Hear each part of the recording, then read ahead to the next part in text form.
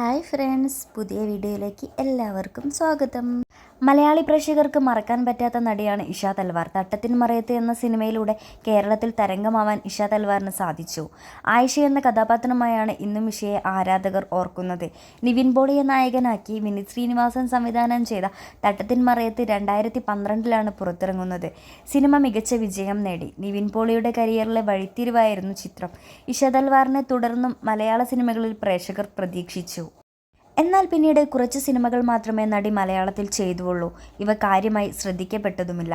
മുംബൈയിൽ അറിയപ്പെടുന്ന മോഡലിംഗ് ആയിരിക്കെയാണ് ഇഷ തട്ടത്തിൻ മറയത്ത് സിനിമയിൽ അഭിനയിക്കുന്നത്. നായികയായുള്ള തുടക്കം ഈ സിനിമയിലൂടെ തന്നെയായിരുന്നു. ഇന്നും മോഡലിംഗും പരസ്യചിത്രങ്ങളിലും ഇഷ തൽവാർ സജീവമാണ്. ഇഷ തൽവാറിൻ്റെ പുതിയ വീഡിയോ ആണ് സോഷ്യൽ മീഡിയയിൽ ശ്രദ്ധ നേടുന്നത്. കോൾഡ് പ്ലേ കൺസേർട്ടിനെത്തിയപ്പോൾ ഒരു റിപ്പോർട്ടറോട് സംസാരിക്കുകയായിരുന്നു നടി.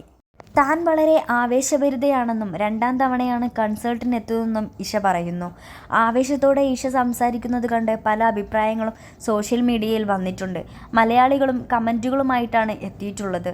തട്ടത്തിൻ മറയത്തിലെ ആയിഷ തന്നെയാണോ ഇതെന്ന് പലരും ചോദിക്കുന്നു. താരത്തിന് നേരെ പരിഹാസ കമൻറ്റുകളും വരുന്നുണ്ട്. ലഹരിയിലാണ് സംസാരിക്കുന്നതെന്ന് തോന്നുന്നുവെന്ന് ചിലർ അഭിപ്രായപ്പെട്ടു. ആയിഷയ്ക്ക് ചുറ്റുമുള്ളതൊന്നും കാണാൻ പറ്റുന്നില്ലെന്ന് തോന്നുന്നു. എങ്ങനെ നടന്ന കുട്ടിയാണ് ഇത്? എൻ്റെ ആയിഷയല്ല. എൻ്റെ ആയിഷ ഇങ്ങനെയല്ല. ഞങ്ങളോടിത് വേണമായിരുന്നു. മനസ്സിൻ്റെ കോണിൽ എപ്പോഴുമുണ്ട് ആ ആയിഷ. അതങ്ങനെ തന്നെ സൂക്ഷിച്ചോളാം എന്നിങ്ങനെ കമൻറ്റുകളുണ്ട്. നിവിൻ പോളിയെയും വിനീത് ശ്രീനിവാസനെയുമെല്ലാം ചിലർ കമൻറ്റ് ബോക്സിൽ ടാഗ് ചെയ്യുന്നുണ്ട്.